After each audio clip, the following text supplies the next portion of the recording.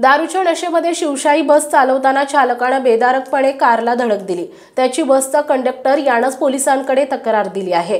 पोलिसांनी या शिवशाहीच्या चालकाला अटक केली आहे। महेश पुंड असं या चालकाचं नाव आहे। याबाबत राम चिते यांनी वानवडी पोलिसांकडे फिर्याद दिली आहे। याबाबत पोलिसांनी दिलेल्या माहितीनुसार फिर्यादी आणि पिंपरी चिंचवड एसटी आगार येथे वाहक चालक म्हणून काम करत आहेत। पिंपरी चिंचवड आगार येथून 21 ऑगस्ट रोजी सकाळी 8:30 वाजता हैदराबाद येथे जाण्यास निघाली। त्यावेळी एसटी बस मध्ये बिघाड झाल्यानं ते शिवशाही एसटीनं स्वारगेटला निघाले। चालक म्हणून महेश पुंड हे आणि प्रशिक्षणार्थी वाहक कुशाल काकनाटे यांच्यासह जात होते। बसमध्ये 13 प्रवासी होते। गोळीबार मैदान येथे सिग्नलला चौकात बस आली। सिग्नल सुटल्यानंतर चालक महेश पुंड यांनी अचानक बस डाव्या बाजूस घेतल्यानं शेजारील कारला एसटीचा धक्का लागला। त्यातून कारच्या उजव्या बाजूकडील दरवाजा चिमून नुकसान झालं। त्यावेळी कार चालक आणि महेश पुंड यांच्यात वाद झाला।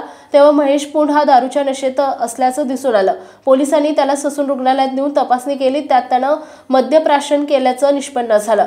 दारू पिऊन नशेच्या अंमलाखाली वाहतुकीच्या नियमाकडे दुर्लक्ष करून बसमधील प्रवासी आणि रस्त्यावरील वाहन चालक यांच्या जीवितास धोका निर्माण केल्याबद्दल गुन्हा दाखल करून त्याला अटक केली आहे। वानवडी पोलीस तपास करतायत।